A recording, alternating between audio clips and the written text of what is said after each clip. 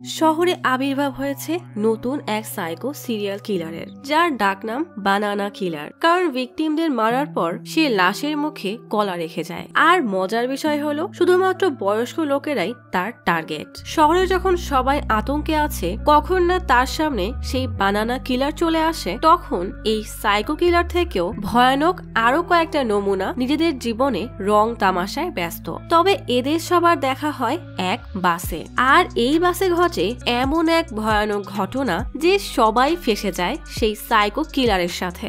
আর এরপর যা হয় তা দেখে আপনি নিজেই বলবেন আমাকে কেউ পাবনায় রেখে আয়, আমি এদের পাগলামি আর নিতে পারছি না। এমনই কয়েক পাগলের পাগলামি, অকল্পনীয় সব টুইস্ট, হাসাতে হাসাতে পেটে খিল আর মগজের 12টা বাজিয়ে দেওয়ার মতো গল্প নিয়ে আজ এক্সপ্লেইন করব সম্প্রতি মুক্তিপ্রাপ্ত মুভি মারানা ম্যাস, যার অর্থ ভয়ানক সুন্দর। এক কথা আর কতবারই বা বলবো, কিন্তু হঠাৎ আবহাওয়া বদলে যাওয়ার কারণে আমার আবারও অনেক বেশি ঠান্ডা লেগেছে। তাই আমার কোনো কথা বুঝতে অসুবিধা হলে তার জন্য আমি ক্ষমা প্রার্থী।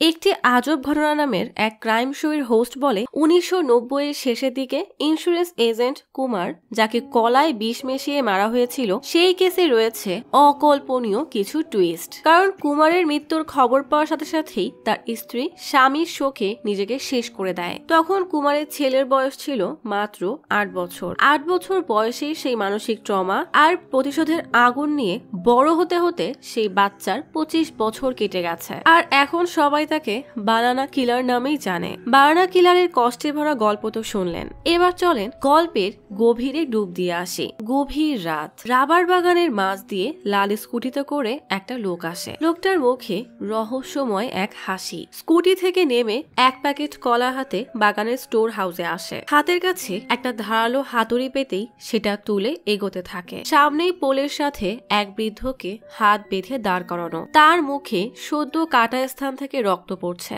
লোকটা কাকুতি মিনতি করে বলে, আমাকে দয়া করে ছেড়ে দাও। কিন্তু সামনের নির্দয় লোকটা ধারালো হাতুড়ি দিয়ে এক পাড়ি দিতেই লোকটা সোজা পটল তোলে। ভয়ানক এই সিরিয়াল কিলার পাশে পড়ে থাকা গ্রাসুক উঠিয়ে লোকটার মুখে জোরে দেয় এক টান। আলগা হয়ে থাকা সেই মুখে একটা কলা ঢুকিয়ে দেয়। এ আবার কেমন বদলা? যাই হোক, তার মানে এই লোকটাই সেই দুর্ধর্ষ বানানা কিলার। সাথে সাথেই কেরালার প্রতিটা চ্যানেলে ব্রেকিং নিউজ শুরু হয়ে যায়। সবার একটাই কথা, কে এই সিরিয়াল কিলার? 2 সপ্তাহে 2 জনের নৃশংস মৃত্যু হলো, অথচ সবাই এখনো চুপ কেন? কমিশনার মিডিয়াকে বলে, আমরা আমাদের মতো যথাযথ চেষ্টা করছি। এমনকি এর প্রতিবাদে মৌন প্রতিবাদও শুরু হয়ে যায়। এক হোস্ট তার শোতে সাইকিয়াট্রিস্ট আর এক সিরিয়াল কিলারকে এনে জিজ্ঞেস করে, আসলে এই সিরিয়াল কিলারের উদ্দেশ্য কি? এটা কোনো কথা? এদিকে শহরে সন্ধ্যার পর বের হওয়া নিরাপদ না, তাই সবাই সন্ধ্যার আগে যার যার কাজ শেষ করে বাসায় ফেরার সিদ্ধান্ত নেয়। খবরে বলা হয় 70 বছরের এক বৃদ্ধ ভুলে তার ছেলেকে মেরে ফেলে, কারণ তার সন্দেহ হচ্ছিল যে তার ছেলেই সেই সিরিয়াল কিলার। পরে সে নিজেই নিজেকে শেষ করে দিয়েছে। না জানি এই সিরিয়াল কিলার আর কত জান নিবে। এদিকে এক বৃদ্ধ মহিলা ড্রিঙ্কস করতে করতে রেসলিং দেখছে। পাশে বসা তার ছেলে রেগে বলে, শহরে সিরিয়াল কিলার ঘুরছে আর তুমি এসব দেখছো? এদিকে এত রাত হয়ে গেল, আমার মেয়ে এখনো ফেরেনি। মাতাল দাদি বলে, তুই একদম তোর বাবার মতো হয়েছিস, সারা দিন খিটমিট করিস। নিজেকে যেন সুরক্ষিত রাখতে পারে তার জন্যই তো তোর মেয়েকে বক্সিং ক্লাসে পাঠিয়েছি। বাবা রেগে বলে, কিসের বক্সিং ক্লাস? আজ একবার শুধু আসুক, ওর সব একদম বন্ধ করিয়ে দিব। বলেই বের হতেই দেখে তার মেয়ে জেসি দাঁড়ানো। মেয়েকে দেখার সাথে সাথেই বাঘের মতো গর্জন করা বাবা হঠাৎ বিড়ালের মতো ম্যাও ম্যাও করে বলে, তুই এসেছিস, যা গিয়ে ফ্রেশ হয়ে খেয়ে নে। জেসি ভিতরে এসে দাদির কাছে আসলেই দাদি বলে, তোর ওই লিউক আছে না, সে না আমাকে ইনস্টাগ্রামে ফলো করছে, আমিও কি তাকে ফলো করব?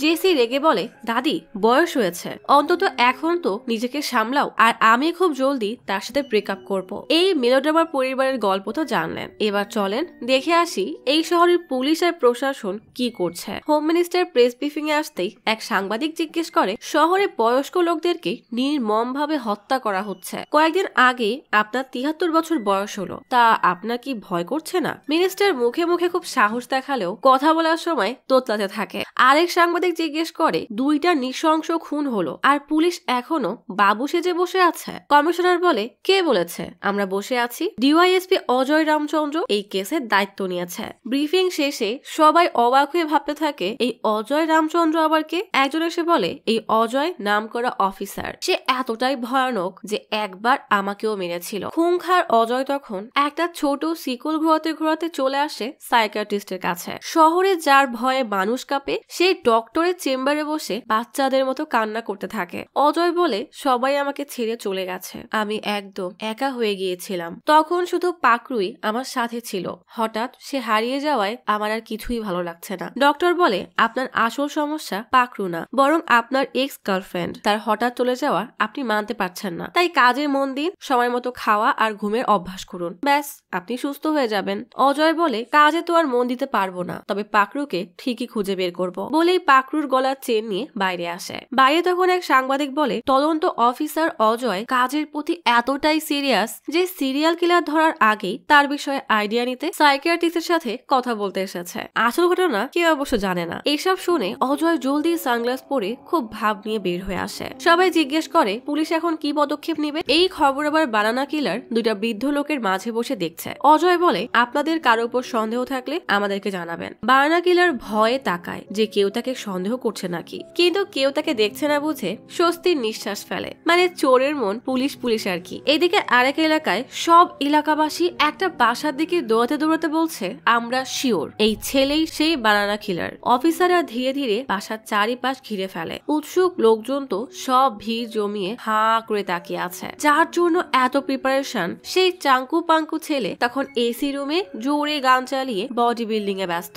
বাইরে কি হচ্ছে তার কোনো হুঁশই নেই। অফিসার টাইগার তার টিম নিয়ে বাসার ভেতরে যেতেই ছেলেটা হ্যাপি ভাব নিয়ে তার রং চঙে ভরা জ্যাকেট পরে রকস্টার স্টাইলে সিঁড়ি দিয়ে নামে। দেখেন জুতায় ঘাস লাগিয়ে রেখেছে, যেন তার আলাদা করে ঘাসে পা না দেওয়া লাগে। এই আজব কিসিমের প্রাণী বাইরে আসতেই এলাকাবাসী খুশিতে হই হুল্লোড় শুরু করে দেয়, যেন সে বড় কোনো সেলিব্রিটি। তো হিপ হপ এই ছেলের নাম হলো লিউক, মানে সংক্ষেপে লিউক, আর পুরো নাম হচ্ছে লুকাচান। লিউক বের হওয়ার সময় বাবাকে বলে, আমি যাচ্ছি বাবা। বাবা কষ্ট পাবে কি, উল্টা খুশি হয়ে বলে, যা দূর হ, আমাকে এখন আর কষ্ট করে 2জনের রান্না করা লাগবে না। লিউক মন খারাপ করে হাঁটা শুরু করে। লক্ষ্য করলে দেখা যায় লিউক স্লোভাকিয়ায় যাওয়ার জন্য একটা সাহায্যের আবেদন টাঙিয়ে রেখেছে, যেন সবাই এই কিউআর কোডে তাকে স্লোভাকিয়া যাওয়ার জন্য টাকা দান করে। মানে বেচারা হ্যাবি গরিব, কিন্তু বিলাসিতা তার রক্তে। লিউককে থানায় আনতেই তার গ্রামের কিছু লোক টাইগারকে এসে বলে, আপনি কোনো প্রমাণ ছাড়াই ওকে কিভাবে গ্রেফতার করলেন? টাইগার বলে, এই ছেলে কয়েকদিন আগে ভিডিও পোস্ট করে বলেছে কেউ নাকি ইচ্ছা করে সিরিয়াল কিলার হয় না, সমাজ তাকে সিরিয়াল কিলার বানায়। এমনকি প্রত্যেক খুনের আগে এলাকার মানুষ তাকে 1 কিলো কলা কিনতে দেখেছে। প্রমাণ হিসাবে সেই কলা তার বাসায় পাওয়া গেছে। মানে এটা কিছু হইল? এখন তাহলে কলা কেনাও অপরাধ? যাই হোক, পঞ্চায়েত প্রধান বলে, এই দেখেন 7 গ্রামের লোক মিলে লিউককে স্লোভাকিয়ায় পাঠানোর জন্য 16 লাখ টাকা জমা করেছে। এই চাঙ্কু পাঙ্কুর জন্য গ্রামবাসী 16 লাখ জমিয়েছে শুনে টাইগারের তো মাথায় হাত। লোকটা বলে, আপনি যদি ওকে না ছাড়েন তাহলে বাইরে জমা ভিড় পুরো থানা জ্বালিয়ে দিবে। টাইগার উকি দিয়ে দেখে এক লোক 1 বোতল কেরোসিন নিয়ে দাঁড়িয়ে আছে। টাইগার হতবাক হয়ে জিজ্ঞেস করে, কি এমন আছে এই ছেলের মধ্যে যে সে এত জনপ্রিয়? টাইগারের জুনিয়র বলে, স্যার জনপ্রিয় না, বলেন কুখ্যাত। মনে আছে কে যেন আমাদের থানার ছবি তুলে ওএলএক্সে বেচার জন্য দিয়ে দিয়েছিল আর বলেছিল থানার সাথে সব গান ফ্রি। এই হচ্ছে সেই হতচ্ছাড়া। আরেকজন বলে, এই সেই ছেলে যে মন্দিরের পুকুরের মাছকে মুরগির নাড়ি ভুড়ি খেতে দিয়ে গ্রামে দাঙ্গা বাঁধিয়ে দিয়েছিল। এমনকি পঞ্চায়েত প্রধানের ফোনের সার্চ স্টোরি বোর্ডে টাঙিয়ে সবার হাসির পাত্র বানিয়েছিল। মাস্টার বলে, যার ব্রেইনে এসব ফালতু বুদ্ধি চলে সে কি আদেও কখনো সিরিয়াল কিলার হতে পারে? টাইগার বিরক্ত হয়ে বলে, এই বদ ছেলে থেকে তো সিরিয়াল কিলারই ভালো। লিউক বলে, এই সব কাজ আমি গ্রামের ভালোর জন্য করেছি। ধর্মীয় বিশ্বাস থাকবে মানুষের মধ্যে, তার জন্য মাছদের কেন কষ্ট দিবে? তাদেরকে একটু মুরগির নাড়ি ভুড়ি খেতে ইচ্ছা করে না? আর পঞ্চায়েতের ব্রাউজিং স্টোরি গ্রামে না দিয়ে পার্লামেন্টে দিলে ভালো হতো। আর এই থানার অফিসাররা তো কোনো কাজেরই না, তাই ওএলএক্সে বেঁচে দিচ্ছিলাম, অন্তত কারো তো কাজে লাগুক। লিউকের ফালতু ফিলোসফিতে বিরক্ত হয়ে টাইগার বলে, একে এখান থেকে নিয়ে যাও, আর এটা নিশ্চিত করবে যেন ও আগামী সপ্তাহেই স্লোভাকিয়ায় যায়, তাহলেই এই গ্রামে শান্তি ফিরবে। লিউক তো হিরোর মতো ইউ স্টাইল করতে করতে বেরিয়ে যায়। এদিকে আরিভু নামের একজন 20 বছর আগে নিখোঁজ হওয়া তার বাবার নামে সৎকার করছে। লক্ষ্য করলে দেখা যায় আরিভুর বুকে বিশেষ এক ট্যাটু। পাশেই ছোট ছোট এক বাচ্চা এসে বসলে আরিভুর তার ছোটবেলার কথা মনে পড়ে। যখন সে এমন ছোট ছিল তখন তার বাবার সাথে কতই না সুন্দর সময় কাটাতো। এই ট্যাটুটাই তার বাবার দেওয়া শেষ স্মৃতি। গ্রামের মাস্টার তখন তার বাস পরিষ্কারের কাজে ব্যস্ত। ড্রাইভার জিতিন জিজ্ঞেস করে, বাসকে এত সুন্দর করে পরিষ্কার করার কি আছে? মাস্টার বলে, এই বাসই আমার একমাত্র সম্বল, তাই বাসার মতো পরিষ্কার করে রাখি। তখনই আরিভু আসলে জিতিন তাকে কিছু প্যাম্পলেট দিয়ে বলে এগুলো সবাইকে দিয়ে দিবে। সবাই প্যাম্পলেট দেখে অবাক হয়ে যায়। জিতিন পাশের সাউন্ড বক্সের দোকানে গিয়ে বলে, এই গ্রামে যারা আমার বিয়ে ভাঙার জন্য উঠে পড়ে লেগেছে তাদেরকে জানিয়ে দিচ্ছি, আগামী 16 তারিখ আমার বিয়ে হবে, তাই আমার নামে যারা উল্টাপাল্টা বলে আগের 21টা মেয়ের পরিবারকে ভাগিয়েছো তারা সাবধান হয়ে যাও বলেই খুব ভাব নিয়ে বাসে ওঠে। এদিকে লিউক তার বন্ধুর সাথে খুব ভাব নিয়ে বলে, ওই জেসি আমার সাথে ব্রেকআপ করার আগে আমি ওর সাথে ব্রেকআপ করব বলেই জেসির ফাইটিং ক্লাবে আসলে জেসিকে দেখে সে ঝাড়ি দিবে কি উল্টা বলে, আমাকে দয়া করে আর একটা সুযোগ দাও। জেসি বলে, দেখো আমি ভেবেছিলাম তুমি আমার জন্য সিরিয়াস হয়ে যাবে, তা তো হওনি, উল্টা তোমাকে পুরো শহর এখন সিরিয়াল কিলার হিসেবে চেনে। অবশ্য আমারও একবার সন্দেহ হয়েছিল। লিউক রেগে বলে, তুমি বলেছিলে বাচ্চাদের ভবিষ্যতের জন্য পুরো স্কুলে আগুন লাগিয়ে দেওয়া উচিত, আমি তো শুধু স্টাফ রুমে আগুন লাগিয়ে দিয়েছিলাম। জেসি তাড়াতাড়ি তাকে থামিয়ে বলে, সেসব অতীতের কথা, এখন আমি বদলে গেছি, তাই আমি ব্রেকআপ চাই, ব্যাস। লিউক অতি আবেগী হয়ে বলে, না জেসি, তুমি এমন বদলাতে পারো না। জেসি রেগে তার নাকের উপরে দেয় এক ঘুষি। এদিকে এক মা ও শিশু কল্যাণ সংস্থার অফিসার বলে, এসকে কোথায়? বাচ্চাদের পুষ্টিকর খাবার দিতে এত দেরি করলে হবে কিভাবে? এসকে মানে সেই বার্না কিলার তখন এক ডে কেয়ারে বাচ্চাদেরকে গল্প শোনাচ্ছে। সিরিয়াল কিলার আর কেমনই বা গল্প শোনাতে পারে? এই এসকেও তেমনই টম অ্যান্ড জেরি স্টোরিকে খুনের স্টোরি বানিয়ে শোনাচ্ছে। ভয়ে সব বাচ্চারা কান্না করতে শুরু করলে সেখানে টিচার এসে বলে, কতবার মানা করেছি আপনি এখানে এসে এসব ভয়ানক গল্প বলবেন না। বাচ্চারা ভয় পেয়ে যায়। এসকে শয়তানে এক হাসি দিয়ে সেখান থেকে বের হয়ে যায়। রাত 12টা বাজতেই বাবা আর দাদি কেক নিয়ে জেসিকে সারপ্রাইজ দেওয়ার জন্য আসছে। চালাক জেসি দরজায় কান পেতে অপেক্ষা করছে কখন তারা আসবে, আসছে অবাক হওয়ার নাটক করবে। তখনই হঠাৎ লিউক কল দিলে জেসি বিরক্ত হয়ে কল কেটে দেয়। 12টা বাজতেই দাদি আর বাবা উইশ করতে কেক নিয়ে আসলে জেসি বাবা আর দাদিকে কেক খাইয়ে দেয়। দাদি একটা গিফট দিলে প্যাকেট খুলতেই দেখে ছোট্ট একটা স্প্রে। দাদি বলে,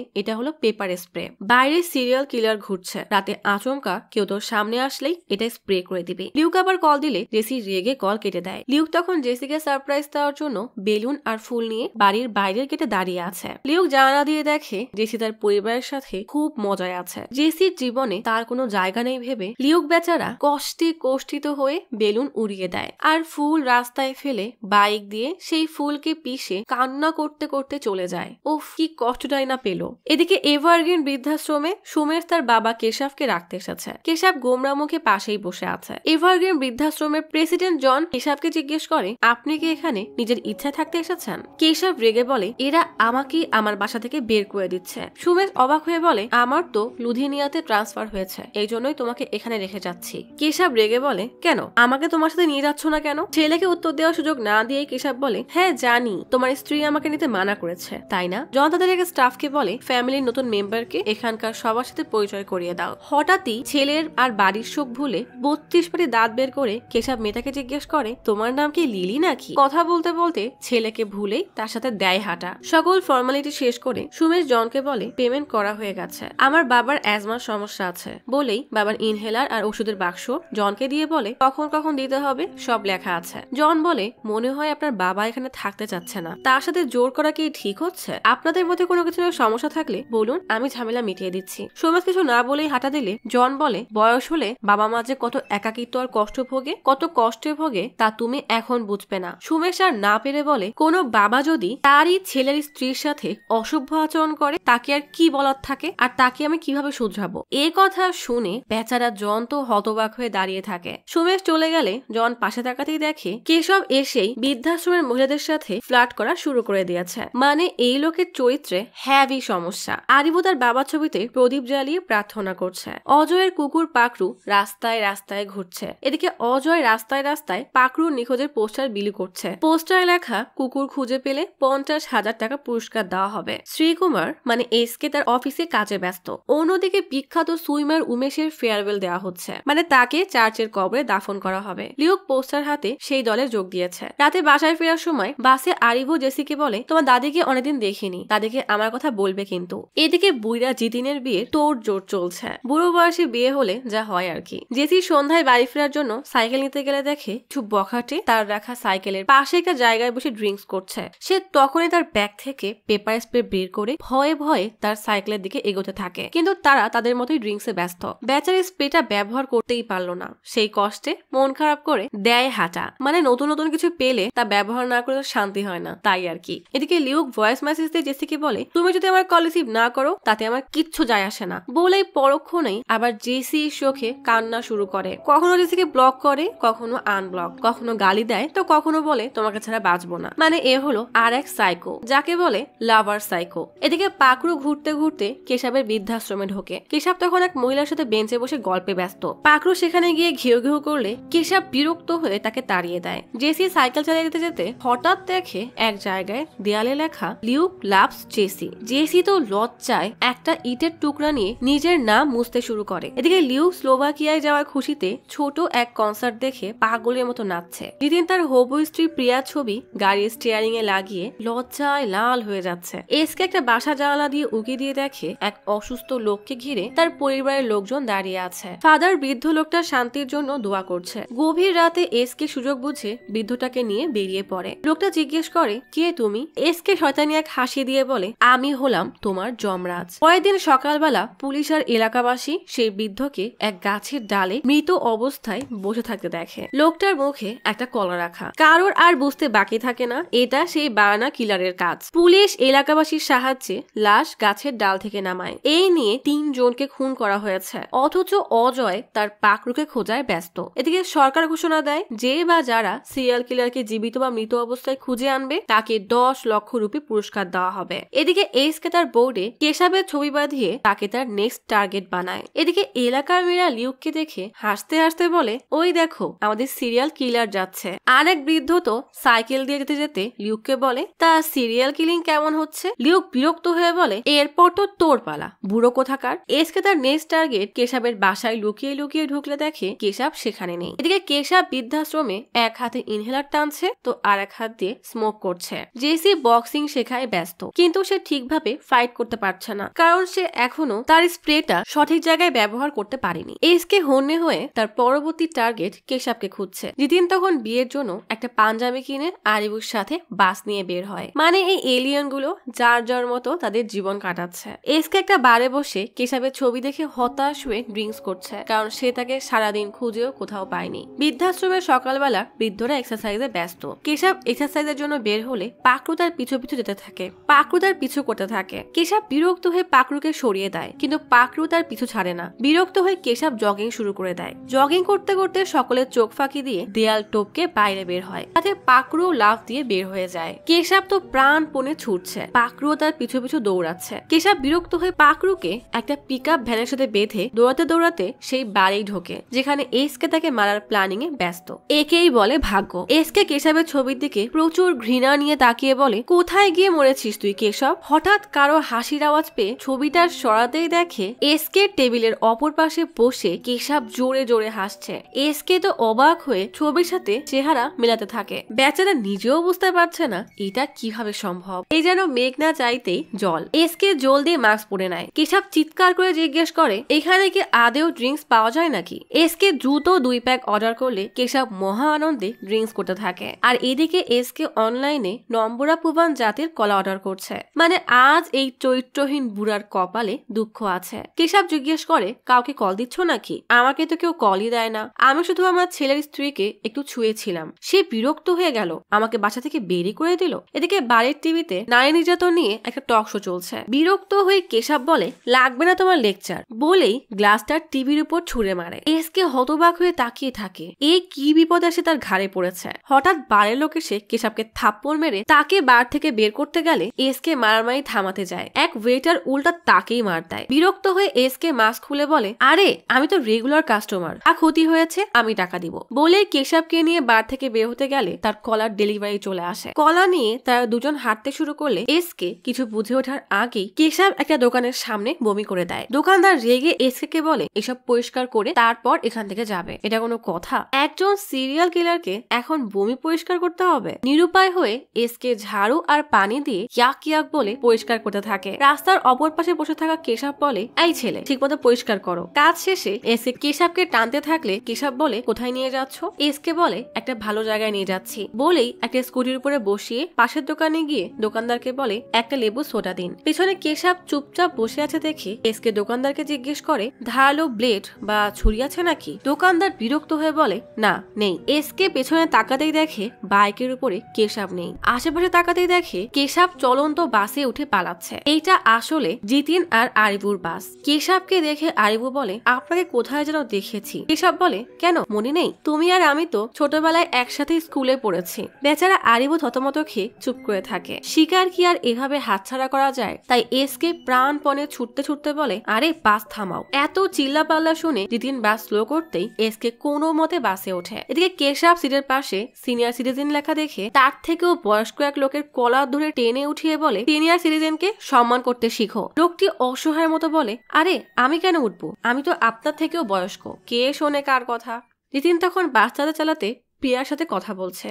এদিকে কেশবের পাশে বসে থাকা এক ছেলে ভিডিও কলে তার স্ত্রীর সাথে কথা বলছে। চরিত্রহীন কেশব ছেলেটার ফোনের সামনে এসে উকি দিতেই ছেলেটা বিরক্ত হয়ে ফোন সরিয়ে কেশবের সাথে ঝগড়া শুরু করে দেয়। এত হই হুল্লোড় শুনে আরিবু এসে তাদের থামিয়ে দিলে পাশের ছেলেটা উঠে চলে যায়। আরিবু বলে আরে ভাই মাফ করে দেন, বুড়া মানুষ মাতাল হয়ে ভুলভাল বলছে। কেশব বলে তোর বাবা মাতাল। আরিবু বলে দেখেন বাবা নিয়ে কিছু বলবেন না। তারপরও কেশব বারবার একই কথা বললে আরিবু রেগে মারতে গেলে এসকে তার শিকারকে বাঁচাতে আরিবুকে থামিয়ে বলে লোকটা তো আপনার বাবার বয়সী। বলে কেশবকে বলে একটু ভদ্র হয়ে বসতে পারছেন না? কেশব এবার চুপচাপ বসে থাকে। জেসি কয়েক সিট সামনেই বসা। সে এতক্ষণ এদের কাণ্ড কারখানা দেখছিল। তবে কেশব তো আর এত সহজে ভদ্র হবে না। সে এক এক সিট এগোয় আর সামনের মহিলাদেরকে বিরক্ত করতে থাকে। এসকেও তার সাথে এক এক সিট করে এগোতে থাকে। থানায় লেডি অফিসার লতা অজয়কে বলে যেই 3 জন খুন হয়েছে তাদের সবার নাম ইন্স্যুরেন্স এজেন্ট কুমারের খুনের সাসপেক্ট লিস্টে ছিল। এদের মধ্যে একজন এখনো বেঁচে আছে। আমার ধারণা ঠিক হলে এই লোকই সেই বার্না কিলারের পরবর্তী টার্গেট। অজয় টিটকারির হাসি দিয়ে কেশবের ছবি বোর্ডে টাঙায়। তার মানে আগেই তার সব রিসার্চ করা শেষ। বেশ রাত হয়ে গেছে। জিতিন তখন প্রিয়ার সাথে হানিমুনের প্ল্যান করায় ব্যস্ত। আর কেশব সামনে সিটে এগোতে এগোতে জেসির পেছনের সিটে বসে পড়ে। জেসি তখন ইয়ারফোনে গান শুনছে। চরিত্রহীন কেশব জেসির কাঁধে হাত দিতেই জেসি রেগে হাত সরিয়ে দেয়। কেশব আবারও হাত রাখলে জেসি প্রচুর রাগ আর বিরক্তি নিয়ে ব্যাগ থেকে পেপার স্প্রে বের করে কেশবের মুখে একভাবে স্প্রে করতেই থাকে। কেশব চোখের যন্ত্রণায় কাতরাচ্ছে। আরিবু দেখে বলে ভালোই হয়েছে, এমন চরিত্রহীন লোকদের এভাবেই শিক্ষা দেওয়া উচিত। হঠাৎ কেশব চোখ বন্ধ করে নিস্তেজ হয়ে পড়ে। আরিবুর কেমন যেন খটকা লাগলে কেশবের কাছে এসে তাকে ডাকতে থাকে, কিন্তু কেশবের কোনো সারা শব্দই নেই। হঠাৎ এসকেরও সন্দেহ হয়। সে জলদি এসে কেশবকে ডাকতে থাকে। তবুও কেশব নড়ছে না দেখে ভয়ে জেসি বেচারি কান্না শুরু করে দেয়। এসকে তার শিকারকে এভাবে অন্যের হাতে মরতে দিতে পারে না, তাহলে তার বদলা পূরণ হবে কিভাবে? তাই হন্যে হয়ে কেশবকে ডাকতে থাকে। তাও কোনো লাভ হচ্ছে না দেখে রেগে জেসিকে বলে এ তুমি কি করলে? তোমার বাবার বয়সী লোকটাকে মেরে ফেললে। এভাবে বেচারা এসকের বদলা অপূর্ণ থেকে গেল। এটা ভেবেই মাথা নিচু করে কান্না করতে থাকে। আরিফু কি করবে বুঝতে না পেরে জিতিনকে ডাকলে জিতিন কল কেটে পেছনে আসতে দেখে জেসি ভয়ে কাচুমুচু হয়ে কান্না করছে। জেসি বলে ওই বুড়ো আমাকে বাজেভাবে স্পর্শ করছিল। জিতিন বলে এরকম লোকের তো মরে যাওয়াই উচিত। বলেই কেশবের গলা ধরে টেনে তোলে। আরিফু বলে আরে ও তো আগেই মারা গেছে। জিতিন কেশবকে সিঁড়ির উপরে ফেলে বলে এখনই বাস নিয়ে থানায় যেতে হবে। এসকে ভয়ে ভয়ে বলে না না থানায় যাওয়া যাবে না, এত রাতে থানায় গেলে এই বাচ্চা মেয়েটার ভবিষ্যৎ নষ্ট হয়ে যাবে। জিতিন বলে তাহলে আমার ভবিষ্যতে কি হবে? জেসি কাকুতি মিনতি করে বলে প্লিজ ভাইয়া থানায় যাবেন না, আমি ইচ্ছা করে এসব করিনি। জিতিন বলে তোমার মা বা বাবা কাউকে কল করো, আমাদের এখনই থানায় যেতে হবে। বলে আরিবুকে বলে বাস চালিয়ে থানায় চল, আমি আর বাস চালাতে পারবো না, আমার তো প্যানিক অ্যাটাক শুরু হয়ে গেছে। তখনই বাবা কল করলে জেসি কান্না করতে করতে কল রিসিভ করলেও নিজেকে স্বাভাবিক রেখে বলে আমি রিয়ার বাসায় এসেছি। বাবা রেগে বলে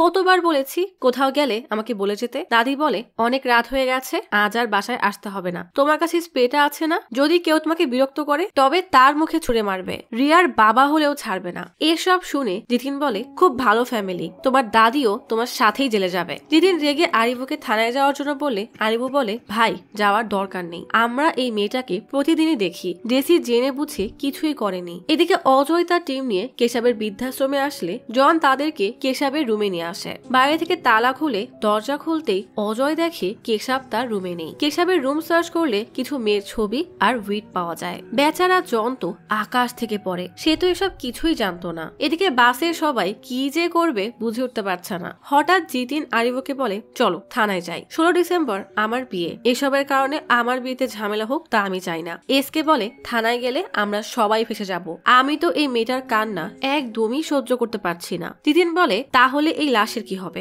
এসকে বলে, ওর লাশ সরিয়ে ফেলার দায়িত্ব আমার। আরিবু অবাক হয়ে বলে, আপনি সব ঝামেলা কেন করতে যাবেন? এসকে ভালো মানুষ সেজে বলে, মানবতার খাতিরে আর আমার কিছু টাকারও প্রয়োজন আছে। জেসি ঘাবড়ে বলে, আপনার যত টাকা লাগবে আমি দিব, প্লিজ আমাকে সাহায্য করেন। আরিবু জিজ্ঞেস করে, তা আপনার কত লাগবে? এসকে বলে, 5 লাখ হলেই হয়ে যাবে। 5 লাখের কথা শুনে জিতিন আরিবুকে বিরক্ত হয়ে বলে, চলো তো আমরা থানায় যাব। আরিবু বলে, কাছে যা আছে সব আগে দিয়ে দেই। জিতিন আরিবু আর জেসির টাকা মিলালে দেখা যায় তাদের কাছে মাত্র 6,350 টাকা আছে। সেই টাকা দিয়ে আরিবু বলে, দেখেন আমাদের কাছে তো 5 লাখ টাকা নেই, তবে এতে হয়ে যাবে। এসকে এক কথায় রাজি হয়ে বলে, হ্যাঁ হ্যাঁ এতেই হবে। জেসি বলে, ভাইয়া আপনার নম্বর দেন, আমার অ্যাকাউন্টে যা আছে আমি আপনাকে সব দিয়ে দিব। এসকে বলে, আরে তার দরকার নেই, আমি সামনে নিব, তুমি আর কেঁদো না, ঠিক আছে? মানে এই লোক কোন রকমের লাশটা নিতে পারলে বাঁচায়। মাস্টার পঞ্চায়েতের বিরুদ্ধে হরতাল ঘোষণা করতে পুরো এলাকায় মাইকিং করছে। হঠাৎ বাস দাঁড়ানো দেখে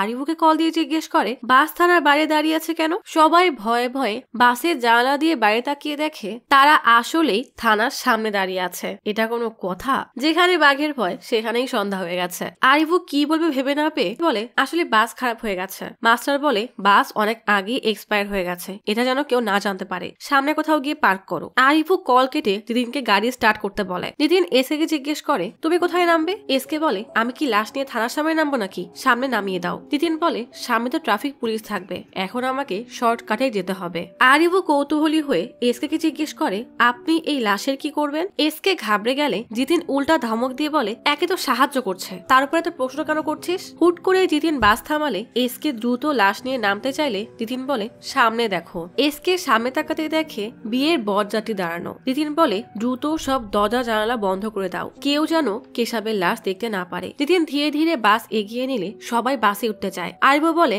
আমাদের বাসে সমস্যা আছে, আপনারা পরের বাসে আসুন। বলেই তারা কোনো মতে বাস নিয়ে সেখান থেকে বের হয়। জিতিন গাড়ি চালাতে চালাতে বলে, কেউ যদি বাসে উঠতো তাহলে তো আমরা ফেসেই যেতাম। তখনই লিউক বাসের পিছু নিয়ে বলে, এখনই বাস থামাও। জেসি গলার আওয়াজ শুনে বুঝতে পারে এটা লিউকের গলা। এদিকে জিতিন ভয়ে দ্রুত বাস চালায়। বাস থামছে না দেখে লিউক রেগে বাসের সামনে চলে আসে। বাধ্য হয়ে জিতিন বাস থামিয়ে বলে, সামনে থেকে সরো। লিউক বলে, সরবো না। বলেই জোরে চিৎকার করে জেসিকে বাইরে আসতে বলে। জেসিকে বলে, তুমি সেদিন যখন নিজের কেক কাটছিলে তখন বাইরে আমাকে মশা কামড়াচ্ছিল, আমি তোমাকে কত কল দিলাম রিসিভ করনি, এমনকি মেসেজে রিপ্লাই দাওনি। জেসি এবার না পেরে কান্না করতে থাকে। জিতিন লিউককে বলে, কাল এসব নিয়ে কথা হবে, এখন যাও। লিউক বলে, এই বাসকে এগোতে হলে আমার উপর দিয়ে যেতে হবে। জিতিন রেগে বলে, এই বাসে উঠলে আরো ফেসে যাবে। লিউক বলে, কাল আমি স্লোভাকিয়া চলে যাচ্ছি, যাওয়ার আগে আমি জেসির সাথে শেষ একবার দেখা করতে চাই, তুমি বাইরে আসো, না হলে আমি ভেতরে আসছি। বলেই জোর করে বাসে উঠতেই দেখে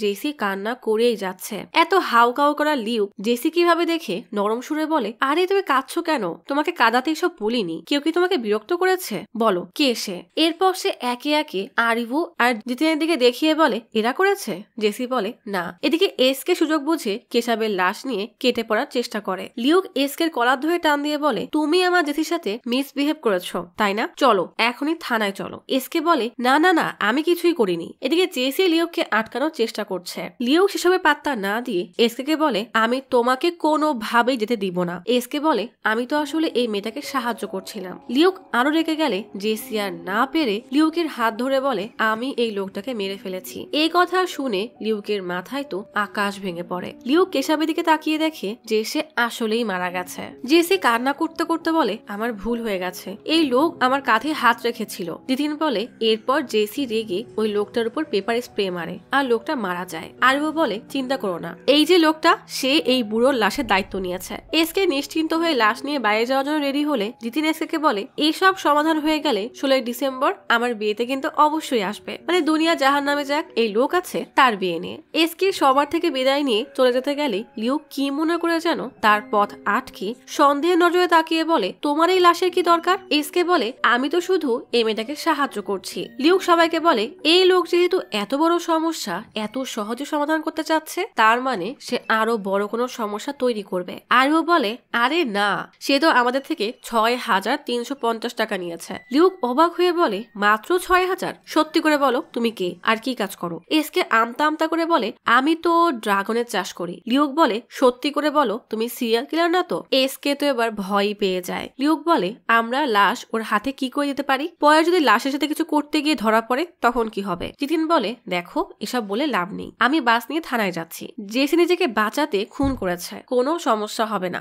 এসকে বলে থানায় গেলে সমস্যা আরো বেড়ে যাবে, আমরা যতই বোঝাই না কেন এই মেয়েটাকে জেলে যেতেই হবে। জিতিন বলে জেলে এই মেয়েটাকে যেতেই হবে, সাথে তোমরাও ফাঁসবে। জিতিন বলে জেলে গেলে এই মেয়ে যাবে, সামনের মাসে আমার বিয়ে, তাই আমি চাই না কোনো সমস্যা হোক। লিউক বলে আমার কাল স্লোভাকিয়ায় যাওয়ার কথা, তাও আমি তোমার মতো ভয় পাচ্ছি না। তুমি যদি আমাদের কথা না শোনো তাহলে আমরা সবাই বলবো তোমার কথায় জেসি এই লোকটাকে মেরেছে, তখন তোমাকে সারা জীবন জেলেই থাকতে হবে। জিতিন বলে তুমি এসব বলতে পারো, কিন্তু এরা কেউ এসব বলবে না। এসকে হাত তুলে বলে আমিও তো একই কথাই বলবো। জিতিন জেসিকে জিজ্ঞেস করলে জেসি বলে আমার লুকাচান যা বলবে আমি তাই শুনবো। জেসির কথা শুনে লিউক তো আহ্লাদে আটখানা হয়ে যায়। আরিবু বলে ওরা যেমন বলছে তেমন করো, কারণ এমনিতেই তোমার নামে আগে একটা কেস আছে, তার উপরে সামনের মাসে তোমার বিয়ে। তখনই জিতিনের হবু স্ত্রী প্রিয়া কল দিলে জিতিন বুঝতে পারে না যে সে কি করবে। কেশবকে কোথাও খুঁজে পাওয়া যাচ্ছে না। আশ্রমের সিসিটিভি ফুটেজ চেক করা হচ্ছে। অজয় তাকাতেই দেখে তার পাকরু কেশবের সাথেই ছিল। পাকরুকে দেখে খুশিতে কান্না করে দেওয়ার মতো অবস্থা হয়ে যায়।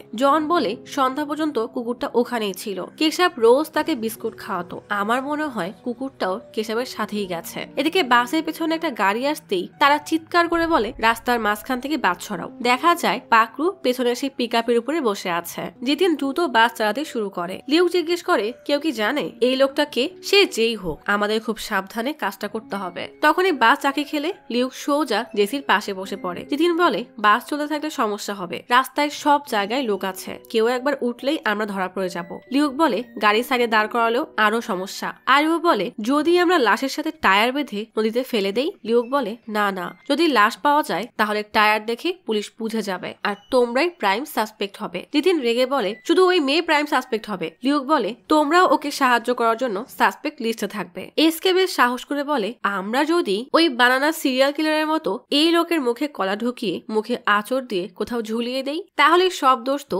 ওই সিরিয়াল কিলারের উপরেই যাবে, মানে ক্রেডিটটা সে নিজে নিবে আর কি। লিউক রেগে বলে ওই সিরিয়াল কিলারের কথা তো বলবেই না, ওর কারণে আমার ব্রেকআপ হয়ে গেছে, ওর কারণেই আমি থানায় গিয়েছিলাম। এই সিরিয়াল কিলার এমন সব মানুষদেরকে টার্গেট করছে যাদের এক পা অলরেডি কবরে চলে গেছে। সে তো সিরিয়াল কিলারের নামে কলঙ্ক। নিজের নামে এমন কথা শুনে এসকে বলে আহা তার উপর দোষ দিও না, এসব করার তার নিশ্চয়ই কোনো কারণ আছে। লিউক বিরক্ত হয়ে বলে এই সাইকোর ফালতু প্ল্যান মানার থেকে ভালো যে আমরা সারেন্ডার করে দেই। এসকের মনে মনে রাগ হলেও সে চুপচাপ বসে পড়ে। লিউক আরিভু আর জেসিকে বলে আমি আমার অভিজ্ঞতা থেকে বলছি এই বুড়োর লাশ পুলিশ কোনোভাবে পেয়ে গেলে ভাববে আমরাই সিরিয়াল কিলার, তাই আমাদের এমন কোনো প্ল্যান বানাতে হবে যেন কোনোভাবেই ধরা না পড়ি। জেসি একটু ভেবে বলে লাশটাকে কবর দিলে কেমন হয়? জেসির এমন বুদ্ধি শুনে লিউক তো খুশিতে আটখানা। তার প্রিয়তমার মাথায় কতই না বুদ্ধি। এসকে ভোরকে বলে এই সময় কবর কোথায় পাবো? এর থেকে ভালো লাশটা আমাকে দিয়ে দাও। তখনই লিউকের নজর পড়ে গাড়ির সামনে গ্লাসে লাগানো শেষকৃত্যের দাওয়াতের একটা স্টিকারের পরে। লিউক বলে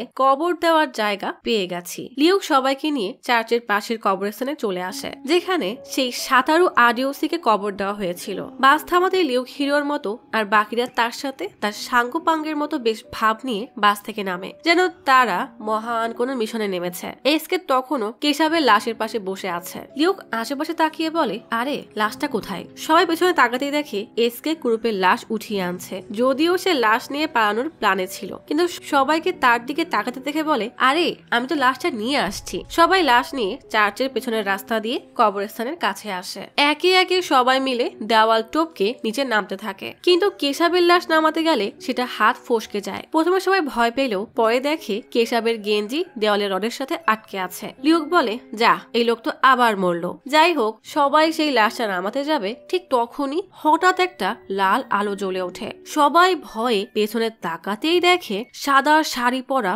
বড় দুটা দাঁতওয়ালা এক মহিলা হাওয়ায় ভেসে কবরের মাঝখানে এগিয়ে যাচ্ছে। তার পেছনে ড্রাকুলার পোশাক পরা একটা লোক তাকে টাইটানিকের স্টাইলে ধরে আছে। এত রাতে ভূতদের রোম্যান্স দেখে এরা হা হয়ে দেখবে কি, উল্টা ভয় পেয়ে চিৎকার করে ওঠে। জেসি তো এক লাফে দেওয়াল টপকে আর এক পাশে চলে যায়। হঠাৎ দুটা লোক কাট বলতে বলতে সেখানে আসলে সবাই বুঝে যায় এখানে মুভি শুটিং চলছে। সবাই যেন হাফ ছেড়ে বাঁচে। একটা লোক এসে ওই সাদা মহিলা আর ড্রাকুলার পোশাকে থাকা লোকটাকে ধমক দিয়ে বলে, তোমরা কোনো কাজেরই না, এভাবে কেউ ভূতের অভিনয় করে নাকি? লিউকের খেয়াল হয় যে জেসি সেখানে নেই। লিউক দেয়াল টপকে যেতে গেলেই জেসিও তখন উঠে আসে আর দুইজন মাথায় জোরে এক বাড়ি খেয়ে দুই দিকে পড়ে যায়। মানে যত সব পাগলামো আর কি। এত বাধার পরে এরা কোনো মতে লাশটাকে নিচে নামিয়ে একটা কবরের পেছনে লুকিয়ে পড়ে। ঠিক তখন প্রিয়া জিতিনকে ভয়েস মেসেজ দিয়ে বলে, তোমার ট্রিপ তো 9টায় শেষ হয়ে যায়, আমাকে সত্যি করে বলো তুমি কার সাথে আছো? আমাকে ধোকা দিচ্ছ তাই না? ড্রাকুলার পোশাকে থাকা লোকটা ফোনে তার পাড়াদারকে বলে, আমার বিয়েটা হওয়ার সাথে সাথেই তোমাকে সব টাকা দিয়ে দিব, দরকার হলে আমার স্ত্রীর গয়না বেচে তোমাকে সব টাকা পরিশোধ করে দিব। পাশ থেকে এসব শুনে জেনি রাগে ফুঁসতে থাকে। এদিকে জেসি এখনো কান্না করেই যাচ্ছে। জেসি বলে, একটা লোক আমার সাথে অশুভ আচরণ করেছে আর আমি তাকে মেরে ফেলেছি। লিউক বলে, তুমি কোনো ভুল করনি। আরিবো বলে, লিউক ঠিকই বলেছে, সব দোষ তো এই লোকের। নিজের নাতনির বয়সী মেয়ের সাথে এমন কিছু করতে তার একবারও বাঁধেনি। লিউক জেসিকে বলে, এই লোক হয়তো অনেক মেয়ের সাথে এসব করেছে, শুধুমাত্র তুমি এর জবাব দিয়েছ কারণ তোমার মধ্যে সেই সাহস আছে, এবার তো হাসো। লিউকের কথা শুনে জেসির মন হালকা হয়ে যায়। এদিকে জেরি আর জেনি গয়না বেচা নিয়ে ঝগড়া শুরু করে দিয়েছে। জেরি বিরক্ত হয়ে বলে, একবার এই ভূতের রিলস ভাইরাল হয়ে যাক, তারপর তো আমরা সেলিব্রিটি হয়ে যাব, তখন কাউকে পাত্তাই দিব না। এদিকে জিতিন বিরক্ত হয়ে বলে, আমার পেটে তো ক্ষুধায় ইঁদুর দৌড়াচ্ছে, জানি না এরা কতক্ষণ শুটিং করবে। এসকে তখন ব্যাগ থেকে কলা বের করে বলে, আমার কাছে কিছু কলা আছে, তুমি খাবে? জিতিন হাবাইতের মতো কলা ছিনিয়ে নিয়ে খেতে থাকে। এসকে একটা কলা ছিঁড়ে কেশাবের দিকে তাকায়। তার মন চাচ্ছে কেশাবের মুখ কেটে কলাটা তার মুখে রাখতে। শুটিং করতে গিয়ে জেনির নকল দাঁতে জেনির গাল কেটে রক্ত বের হলে সে রেগে দেয় হাঁটা। তাকে মানাতে তার পেছনে সবাই চলে যায়। জিতিন বলে, চলো যাই, মনে হচ্ছে ওরা চলে গেছে। সবাই মিলে কেশাবের লাশ ধরে বাইরে নিয়ে আসে। লিউক একটা কবরের উপরে তাজা ফুল দেখে বলে, যেহেতু এখানে ফুল রাখা তার মানে এটাই সেই কবর। বলেই সবাই মিলে কবরের উপরে ঢাকনা সরাতে থাকে। ঠিক তখনই লিউক খেয়াল করে এসকে তার ফোন নিয়ে কি যেন করছে। লিউক বলে, আরে বলদ, এখানেও কি সেলফি তুলতে হবে? এসকে বলে, আরে আমি তো ফ্ল্যাশ লাইট অন করছিলাম। লিউক ধমক দিয়ে বলে, এসে সবাইকে সাহায্য করো। কবরের ঢাকনা সরাতেই লিউক নিচে নেমে বলে, আরে অডিওস, জীবিত অবস্থাতে কোনো কাজে আসনি, অন্তত মরে এখন সাহায্য করো। তখনই সবাই মিলে ধরে লাশটা কবরে নামায়। কবরে লাশ রেখে উঠে গেলে আরিভো গভীর মনোযোগ দিয়ে লাশের দিকে তাকিয়ে থাকে। জেসির ফোনের ফ্ল্যাশ লাইটে আরিভো খেয়াল করে কেশাবের বুকে একটা ট্যাটু করা। ঠিক তেমন একটা ট্যাটু আরিভোর বুকেও আছে। আরিভো নিচে নেমে কেশাবকে জড়িয়ে ধরে বাবা বলে কান্না শুরু করে। সবাই অবাক হয়ে যায়, এই চরিত্রহীন লোকটা আরিভোর বাবা। আরিভো বলে, তোমাকে এতদিন কত খুঁজেছি, এত বছর পর বাবাকে পেলাম, তাও আবার মৃত।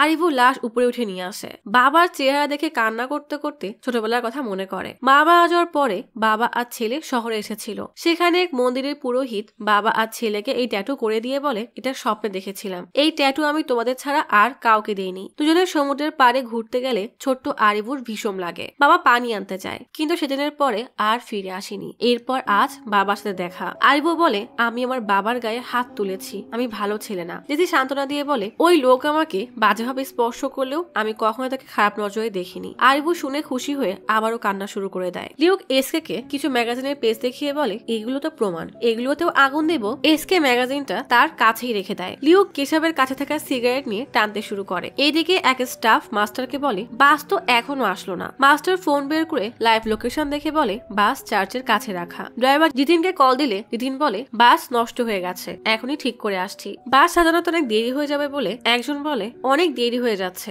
আমরা গিয়ে বাসটা সাজিয়ে আসি। জিতিন এসকে বলে, লাশ তো ভাবে রাখা যাবে না, বাস মালিক বারবার কল দিচ্ছে, আপনি কি একটু আরিভোর সাথে কথা বলেন না? অনেক বছর ধরে তার বাবাকে খুঁজছিল, কে জানতো যে এই অবস্থায় পাবে। লিউক সিগারেট টানতে টানতে বলে, সবকিছুই তো একদিন শেষ হয়ে যাবে, পুরো দুনিয়া জিতলেও সেই জয়ের মূল্য নেই যদি তুমি বেঁচে না থাকো। জিতিন হতবাক হয়ে জিজ্ঞেস করে, এই সময় তুমি স্মোক করছো? সে তো জানেও না এটা কোনো সাধারণ সিগারেট না, এতে মিশানো আছে মারিজুয়ানা। জিতিন কথা না বাড়িয়েই আরিভোকে বলে, অনেক দেরি হয়ে যাচ্ছে, লাশ দাফন করতে হবে। আরিভো সরে দাঁড়ালে সবাই মিলে যখন কবরে লাশ নামাবে তখনই আরিভো বলে, দাঁড়াও, আমার বাবার দাফন সকল নিয়ম মেনেই হবে, ছেলে হিসাবে আমাকে অন্তিম সংস্কার করতে হবে। লিউক মারিজুয়ানার নেশায় হাসতে হাসতে হাত থেকে লাশ ফেলে দেয়। এদিকে মাস্টারের লোকেরা এসে জিতিনকে খুঁজে পায় না। সবাই লাশ টেনে বাসের দিকে আনার সময় জিতিন আরিভোকে বলে, তুমি যে লাশের শেষকৃত্য করতে চাচ্ছ এখানে তো কাঠ নেই। তখনই সবাই সামনে তাকিয়ে দেখে বাস ফুল আর পতাকা দিয়ে সাজিয়ে রাখা। রাখা। আরিফুর এমন দুঃখের সময় বাস সাজানো দেখে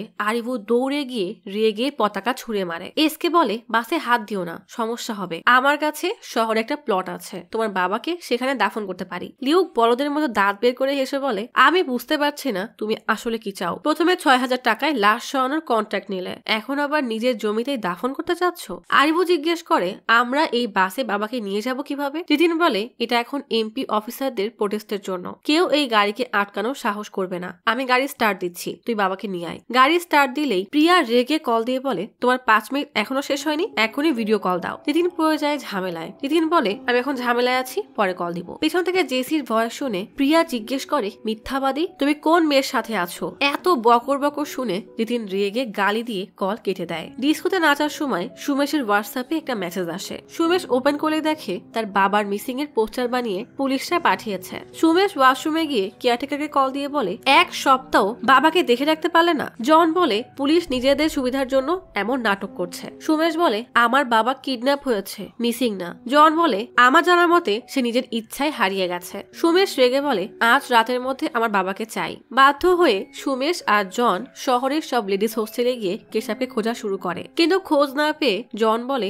আমার মনে হয় তাকে থাইল্যান্ড বা পাটায়াতে খোঁজা উচিত, তার যা চরিত্র বলাও যায় না। এদিকে জেসির চিন্তার শেষ নাই, কি থেকে কি হয়ে গেল। সে নিউকের দিকে তাকিয়ে দেখে সে ৩২ পাটি বের করে হেসেই যাচ্ছে। তিতিন আরিফুকে বলে তোর বাবাকে কোথায় নিয়ে যাবি, ঠিক করেছিস? আরিফু বলে বাবার সমুদ্র পছন্দ ছিল। তিতিন বলে তাহলে তো অনেক দূরে যেতে হবে, সময় নষ্ট না করে বল যে কি করবি। লিউক হেডফোন খুলে কেশবের কানে পরিয়ে দিয়ে বলে তোমার ফ্যাশন সেন্স অনেক খারাপ, বলেই তার জ্যাকেটটা পরিয়ে দেয়। এমন এক ভাব যেন তার ফ্যাশন সেন্স একেবারে আকাশ ছোঁয়া। যাই হোক, আরিফু বলে একটা জায়গা আছে যেখানে বাবার সাথে অনেকবার গিয়েছি। তিতিন জিজ্ঞেস করে বিষ্ণুপুরম, সেখানে তো অনেক ভিড় হয়। এসকে রেগে বলে সব ঠিক আছে, সবকিছু আগেই ঠিক করা থাকলে আমরা এখানে বসে আছি কেন? বিষ্ণুপুরম তো দূরের কথা, আমরা কোথাও যাব না। এসকে জেসির দিকে তাকিয়ে বলে লাশকে রেখে তোমরা সবাই চলে যাও। আরিফু বলে আমি বাবার সাথে কি করব সেটা আমার ভাবা হয়ে গেছে, তোমার বুদ্ধির দরকার নেই। এসকে বলে বললাম না চলে যাও। তিতিনকে বলে বাস থামাও। তিতিন বলে তুমি কে যে তোমার কথা শুনতে হবে? এসকে বলে বাস কিন্তু আমি থামাতে বলেছি। তিতিন রেগে বলে এটা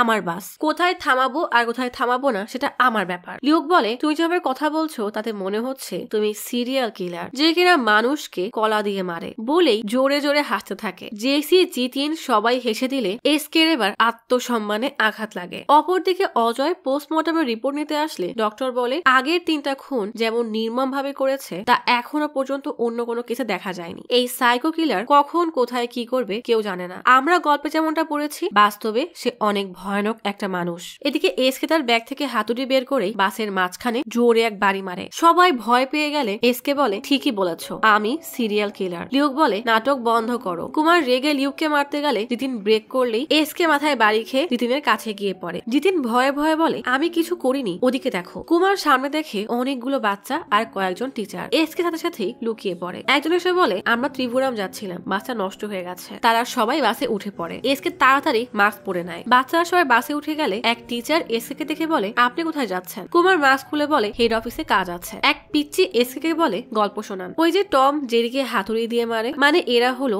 সেই ডে কেয়ার সেন্টারের বাচ্চারা যাদেরকে এসকে রোজ গিয়ে ভয়ানক সব মার্ডার মিস্ট্রি শোনায়। কুমার বলে আজ নতুন একটা গল্প শোনাবো। এক ছিল রাজকুমার, সে অনেক বছর ধরে গুপ্তধন পাহারা দিত, কিন্তু কিছু চোর সেই গুপ্তধন চুরি করে নেয়। রাজকুমার চোরদের অনেক বিনতি করে গুপ্তধন ফিরিয়ে দিতে বলে, কিন্তু তারা ফিরিয়ে দেয় না। এই মুহূর্তে রাজকুমার কি করতে পারে বলতো? বাচ্চারা বলে জানি না। ততক্ষণে বাস ত্রিবারুম এসে পৌঁছালে টিচার বাচ্চাদেরকে নিয়ে নেমে পড়ে। আরিফু জিতিনকে আস্তে আস্তে বলে একবার না পুলিশকে বাস চাপা দিয়ে মারতে গিয়েছিলে, তেমনই কিছু একটা করো। জিতিন বলে ব্রেক ফেল করে তাদের জিপে লেগেছিল, আমি ইচ্ছা করে মারিনি। আর এই লোক তো সিরিয়াল কিলার, কোনো ছোটখাটো বিষয় নাকি? এক পিচ্চি ফিরে এসে এবার জিজ্ঞেস করে রাজকুমার কি করেছিল? এসকে জিজ্ঞেস করে তুমি বলো কি করা উচিত? বাচ্চাটা বলে ওকে মেরে ফেলো। এসকে বলে রাজকুমারও এটাই ভেবেছিল। জিতিন আরিফু জেসি ভয়ে ঢোক গেলে। লিউকে তো হুশই নেই। জিতিন সুযোগ বুঝে চুপচাপ সাইডে দরজা খুলে নেমে যাওয়ার চেষ্টা করে, কিন্তু শব্দ পেয়ে এসকে বলে দরজা লাগাও। ব্যাগ থেকে হাতুড়ি বের করে বলে আমি আগে 3 জনকে মেরেছি, এবার এই লোকের নম্বর ছিল, কিন্তু এই মেয়েটা সব নষ্ট করে দিয়েছে। তোমাদেরকে আমি কিছুই বলবো না, শুধু এই লাশ রেখে চলে যাও। আরিফু বলে ইনি আমার বাবা। এসকে বলে এত আবেগী হওয়ার কিছু নেই, 30 মিনিট আগেই তোমার সাথে তার পরিচয় হয়েছে। তোমার কি মনে হয় তোমাদেরকে কিভাবে মারতে হয় তা আমি জানি না? আরিফু বলে আমাকে মেরে আমার বাবার লাশ নিতে হবে। এসকে বলে তাহলে তো ভালোই হলো, এমন করতে আমার ভালোই লাগবে। কুমার আরিফুর দিকে এগোলেই তিতিন বলে তুই এসকে বোঝানোর চেষ্টা কর, আমি গ্রামবাসী নিয়ে আসি বলেই বাস থেকে লাফ দেয়। তখনই সেখানে পুলিশের গাড়ি আসলে জিতিন টায়ার ধরে নাড়াচাড়া করে নাটক করতে থাকে। পুলিশের গাড়ি দেখে এসকে তো বসে পড়ে। ইন্সপেক্টর স্যাম জিজ্ঞেস করে এখানে কি হয়েছে। আরিভু বলে আসলে আমরা গ্রাউন্ডে যাচ্ছি, কাল যারা প্রোটেস্ট করবে তারা এই বাসেই যাবে। স্যাম ছেড়ে যেতে গেলে লিউক বাস থেকে তাকে দেয় হাই। স্যাম জিজ্ঞেস করে এখানে কি করছে। জিতিন বলে ও আমার বন্ধুর ছেলে, সাহায্য করার জন্য এসেছে। লিউক বলে এই মোস কোথায় যেন দেখেছি। স্যাম মানে টাইগার বলে আরে ভুলে গেলে নাকি, গত সপ্তাহেই তো গ্রেফতার করেছিলাম, তুমি নাকি স্লোভাকিয়ায় যাচ্ছিলে। লিউক বলে হ্যাঁ বাসে করে যাব সোজা। আপনি কি সিরিয়াল কিলার ধরেছেন নাকি। টাইগার রেগে বলে না, তবে খুব শীঘ্রই ধরে ফেলবো। লিউক বলে আমি সাহায্য করব। টাইগার বলে না, তার কোনো দরকার নেই। লিউক এসকে দিকে তাকিয়ে হাসতে থাকে, হাসতে হাসতে বলে আমি চাইলে তাকে এই মুহূর্তে ধরতে পারবো। টাইগার ফোনে কেশবের ছবি দেখিয়ে জিজ্ঞেস করে একে কোথাও দেখেছো। জিতিন আরিভু চুপ করে থাকলে টাইগার বলে দেখলে থানায় বলবে। বাবা ছবি দেখে আরিভু তো আবেগে বলে ফেলে এই ছবিটা আমাকে দিতে পারবেন, ডকুমেন্ট করে পাঠিয়েন, না হলে কোয়ালিটি ভালো থাকে না। টাইগার চলে গেলে জেসি বাস থেকে নেমে বলে এখন কি হবে। এসকে চলে গেছে আর যাওয়ার সময় আপনার বাবাকেও নিয়ে গেছে। আরবি তাড়াতাড়ি করে বাসে উঠে দেখে সত্যি সত্যি সেখানে তার বাবার লাশ নেই। আরিভুর তো মনই খারাপ হয়ে যায়। লিউ চোখে মুখে পানি দিয়ে তার জ্ঞান ফিরিয়ে আনে। জেসি আরিফুকে সান্ত্বনা দিয়ে বলে আমরা আপনার বাবাকে খুঁজে বের করবই। আরিফু বলে কিভাবে, এত বছর পর তাকে এভাবে পেলাম, না জানি ওই সাইকো তার সাথে কি করবে। লিউক বলে সেটা তো পুলিশ পেলেই তবে জানা যাবে, কিন্তু তার আগে আমাদের ওই কিলারকে খুঁজে বের করতে হবে। জিতিন জিজ্ঞেস করে কেন। লিউক বলে তার কাছে আমার জ্যাকেট আছে তাই। এটা কিছু হইল। জিতিন বলে আমার বিয়েতে তোমাকে নতুন জ্যাকেট কিনে দিব, তাও তুমি একটু থামো। লিউক বলে আসলে ওই জ্যাকেট একটা সমস্যা আছে, মানে ওই জ্যাকেটের পেছনে আমার ছবি দেওয়া, মানে লাশ ধরা পড়লে আমিও ধরা পড়ে যাবো। যেদিন লিউককে মারতে মারতে বলে আমাদের সমস্যার সমাধান হতেই যাবে, তখনই তুমি নতুন একটা সমস্যা নিয়ে আসো। জেসি তাকে আটকে বলে ওকে মারবেন না, ওকে মারলে আমিও ব্যথা পাই। এই যেন কোনো পুরোনো আমলের বাংলা সিনেমা। জেসি কান্না করে লিউককে বলে তুমি আমার পিছু কেন করছো, তুমি এই সমস্যাকে এত দূরে টেনে এনেছো, পুরো শহরকে চিন্তায় রেখেছো, আমার পেছনে কেন পড়েছো, তুমি কি কখনো কারোর ভালো করেছো। লিউক বেচারা মনে অনেক কষ্ট পেয়ে বাসের দরজায় বসে কান্না করলে জিতিন গিয়ে তার কাছে ক্ষমা চেয়ে বলে তোকে ইচ্ছা করে মারিনি। লিউক বলে সেজন্য কান্না করছি না, জেসির কথা শুনেছো, ও ভাবে আমার জন্য ওর সমস্যা হয়, যখনই কারোর ভালো করতে যায় খারাপ হয়ে যায়। এবারও ওর ভালো করতে গিয়েছিলাম, সব আবার নষ্ট হয়ে গেল। এদিকে সেই ছোট বাচ্চাটাকে পুলিশ কেশবের ছবি দেখালে বাচ্চাটা বলে হ্যাঁ হ্যাঁ এই লোকই তো ছিল। টাইগার আসলে বাচ্চাটা বলে ওকে তো বাসে দেখেছি। টাইগার জিজ্ঞেস করে একা নাকি সাথে আরো কেউ ছিল। বাচ্চাটা বলে আরো একজন ছিল, তার মাথায় হলুদ রঙের চুল। টাইগার লিউকের ছবি দেখালে বাচ্চাটা বলে হ্যাঁ হ্যাঁ এই লোকটাই ছিল। মানে লিউক আবারও ফেসে গেল। লিউকের বাবা লিউককে কল দিয়ে কাঁদো কাঁদো স্বরে জিজ্ঞেস করে তুই কোথায় বাবা, কিছু খেয়েছিস। জীবনের প্রথম বাবার থেকে এত ভালো কথা শুনে লিউক ফোন চেক করে দেখে আসলে কি তার বাবা কল দিয়েছে। লিউক বলে খেয়েছি। বাবা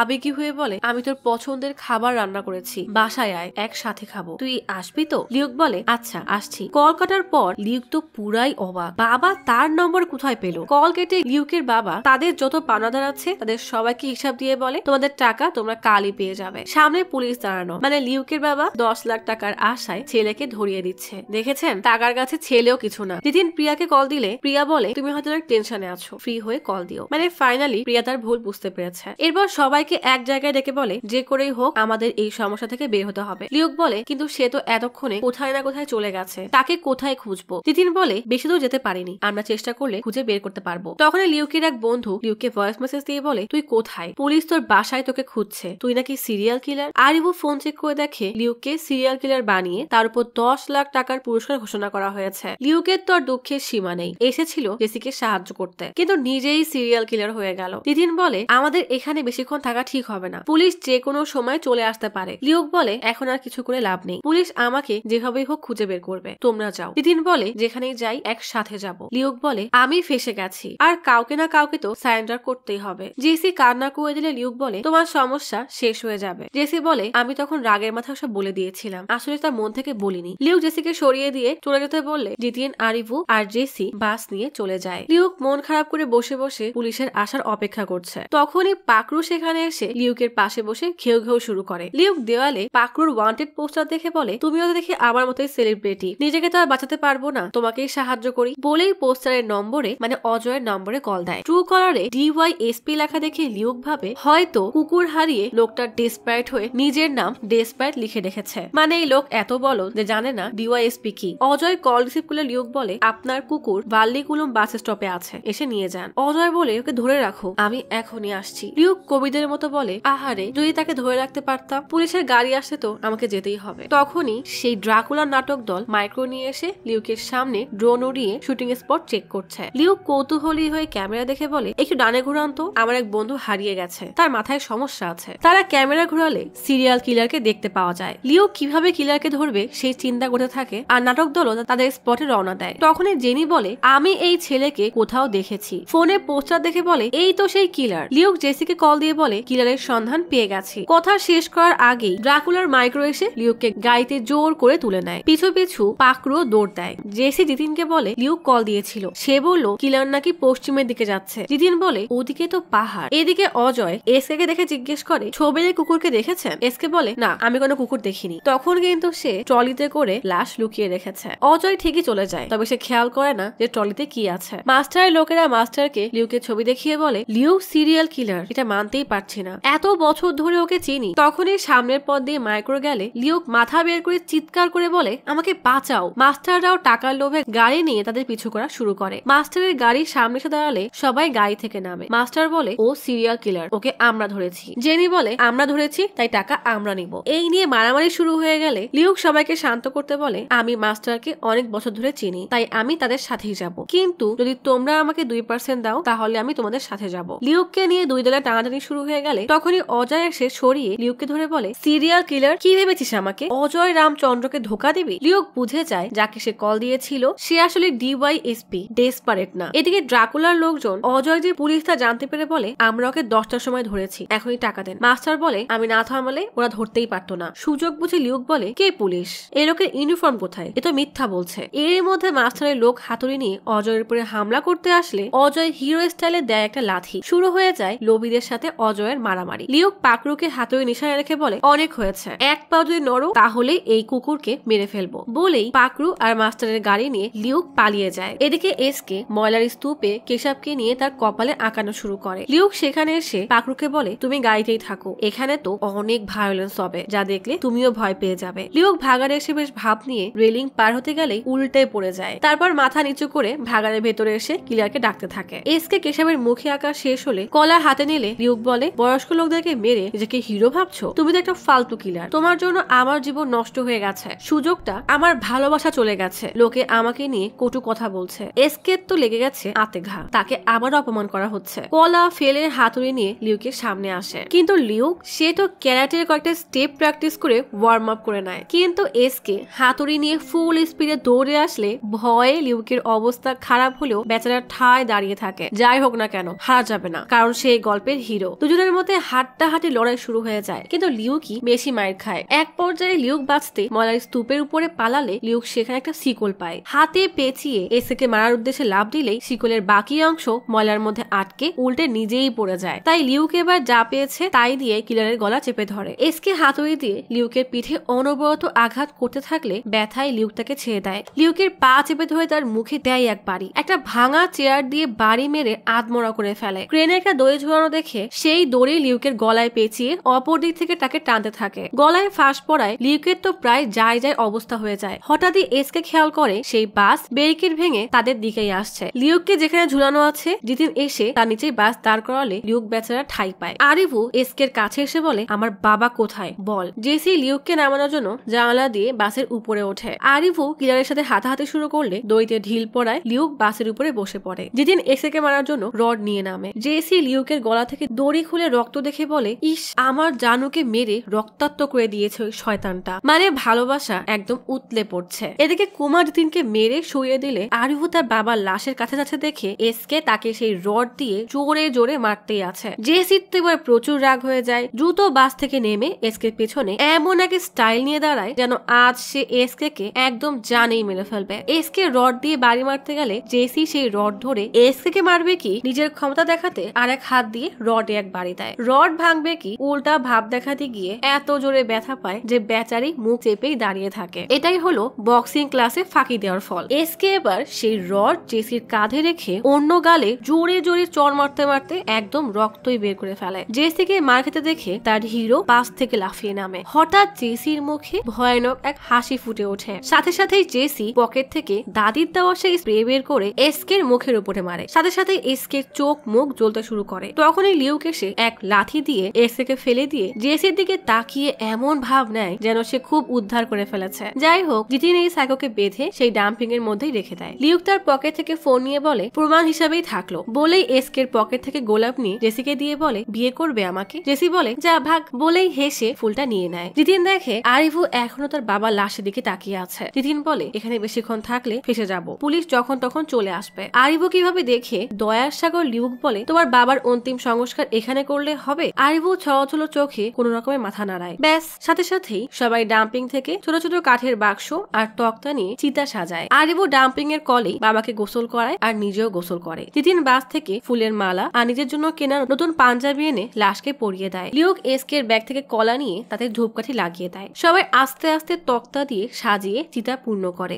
আরিভু এক বুক ভরা কষ্ট নিয়ে ছোট ভাঙা এক হাড়ি কাঁধে নিতেই জিতিন এসকের হাতুড়ি দিয়ে তাতে ছিদ্র করে দেয়। আরিভু সেভাবে চিতার চারিপাশে ঘুরতে ঘুরতে মন্ত্র পড়ে। বাবা চিতায় আগুন দিয়ে সবাই চলে গেলে জিতিন আরিভুকে টেনে বাসে উঠায়। সবাই বাসে করে চলে যেতেই এসকে উঠে হাত খোলার আপ্রাণ চেষ্টা করে। সর্বশক্তি দিয়ে হাত জোরে টান দিতেই দইটা ছিঁড়ে যায়। জলদি জলদি তক্তা সরিয়ে ময়লার উপরে ফেলে পাশে আগুন ধরে যায়। এরপর বস্তা দিয়ে লাশের গায়ে জোরে বাড়ি দিয়ে আগুন নেভায়। পা ধরে লাশ টেনে এগোতেই দেখে ডাম্পিং এর গেটে পুলিশ, বাস, মাস্টার, তার দলবর, লিউক, জেসি সবাই দাঁড়িয়ে তাকেই দেখছে। তখনই অজয় তার পাকড়ুকে নিয়ে হাসতে হাসতে সেখানে আসে। লিউক এসকে দিকে আঙুল তুলে দেখালে অফিসাররা দৌড়ে গিয়ে তাকে ধরে। এসকে তখনও রাগী চোখে সবার দিকে তাকিয়ে থাকে। এদিকে বাবাকে পড়ে থাকতে দেখে সুমেশ আর আরিভু দুজনে একসাথে বাবা বলে ডেকে একে অপরের দিকে অবাক হয়ে তাকায়, যেন এরা মেলায় হারানো দুই ভাই। যাই হোক, এমন এক দুর্ধর্ষ সিরিয়াল কিলারকে ধরিয়ে দিয়ে লিউক তো রাতারাতি সেলিব্রিটি হয়ে গেছে। তার ইন্টারভিউ আজকাল টিভিতেও দেখাচ্ছে। এদিকে আরিভু আর জিতিন এক আশ্রমে দান করে ফেরার পথে দেখে সেখানে কিছু বাচ্চা আর বয়স্কদের বুকে তার মতোই একই রকমের ট্যাটু করা। এইটা কিছু হইল, অথচ সেই পণ্ডিত বলেছিল এই চিহ্ন সে কেবল দুজনের বুকে করেছে। একজন হলো আরিভু আর দ্বিতীয় হলো আরিভুর বাবা। মানে সেই লোকও এক ভণ্ড। বেচারা আরিভু বুঝে উঠতে পারে না সে এখন কি করবে। নিজেকে সান্ত্বনা দিয়ে বলে ওটাই আমার বাবা ছিল, ব্যাস বলে দেয় হাঁটা। নিশ্চয়ই ভাবছেন সব তো সমাধান হয়ে গেল, তাহলে এসকে মানে বানানা কিলার বয়স্কদেরকে কেন মারতো, তার আসল রহস্য কি? চলেন সেই প্রশ্নের উত্তর আজব ঘটনার সেই হোস্ট থেকেই শুনে আসি। আসলে এসকের বাবা কুমারান শহরে যে বাসায় থাকতো সেখানে আরো 4 জন ইন্স্যুরেন্স এজেন্ট থাকতো। হঠাৎ সেই বাসায় ইঁদুরের উৎপাত শুরু হয়। এক শুক্রবার কাজ শেষ হওয়ার পর ছুটিতে কুমারান তার ছেলে আর স্ত্রীর সাথে দেখা করতে গ্রামে যায়। তখনই বাসার বাকিরা ইঁদুর দমনের জন্য নানা রকমের পথ অবলম্বন করে। কেউ কেউ ফাঁদ পাতে, তবে বাসার সবচেয়ে বৃদ্ধ লোক কলার মধ্যে বিষের ওষুধ দিয়ে ফাঁদ পেতে রাখে। সোমবার সকালে কুমার বাসায় ফিরে গ্রাম থেকে আনা তরকারি দিয়ে খাবার খেতে বসলে হঠাৎ তার নজর পড়ে সেই বিষ মিশানো কলায়। তাই তরকারি রেখে সেই কলা সুন্দর করে চটকে ভাতের সাথে মিশিয়ে আয়েশ করে খায়। আর এটাই ছিল তার জীবনের সবচেয়ে তৃপ্তির শেষ খাবার। পরে কুমারের বাসার বাকি 4 কলিগের উপরে কুমারকে মারার কেস চলতে থাকে। আর এরপর থেকেই কুমারের ছেলে শ্রীকুমারের মানে এসকে প্রতিশোধের গল্প শুরু হয়। মানে এটা আবার কি ছিল? এরকম টুইস্ট আমি তো জীবনেও ভাবিনি। তার মানে এসকে খুনি হলো বাবাকে অনেক ভালোবাসতো, এটা তো মানতেই হবে। আপনারাও সাবধান, কিন্তু ইঁদুর মারতে গিয়ে মানুষ মেরে নতুন কোনো সাইকো সিরিয়াল কিলারকে তৈরি করেন না।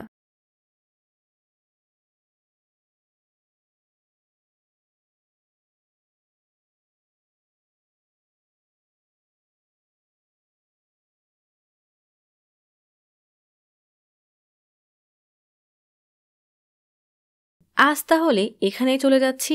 শীঘ্রই ফিরবো নতুন অথবা পুরাতন ইউনিক কোনো মুভির গল্প নিয়ে। ফিরে আসা পর্যন্ত লাইক, কমেন্ট এবং সাবস্ক্রাইব করে অচিরার গপ্পসপের সাথেই থাকুন। পাশে থাকা বেল আইকনটি ক্লিক করে রাখুন। দেখা হবে পরের ভিডিওতে।